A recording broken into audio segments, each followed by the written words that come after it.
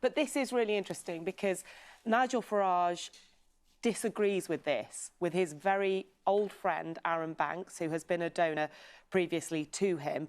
Aaron Banks is just as ardent over Brexit as Nigel Farage, and he's just as critical of Boris Johnson's Brexit deal.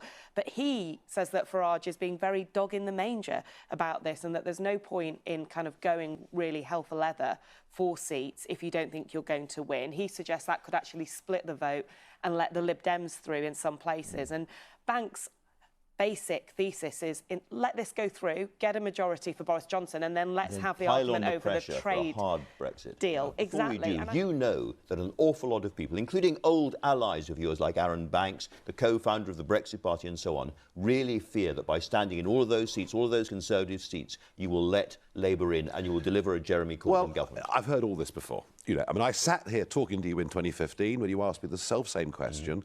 Would the UKIP involvement, that was the party I led then, would it mean that Mr Miliband will become Prime Minister? And what happened on the results night? Hang on. What happened on results night? We saw the UKIP 4 million votes hurt the Labour Party more than it hurt the Conservative Party. And it may very well be the same this time round. So that argument this is on a much bigger scale this time. The Brexit Party has been performing much more successfully in the polls than the UKIP Party did back then. And there's clearly lots and lots of Conservative seats which could be handed to Labour. Labour think you could give them an extra 40 seats. And they thought that back in 2015, and it worked completely the other way around. David Cameron would not have got a majority without the UKIP vote. And again, it's this, we're looking at Brexiteers somehow through this centre-right Conservative prism, completely forgetting the 5 million people who voted Brexit and then voted for Jeremy Corbyn in 2017. And my argument would be, despite what we're hearing about Workington Man and all the rest of it, those people from those communities are more likely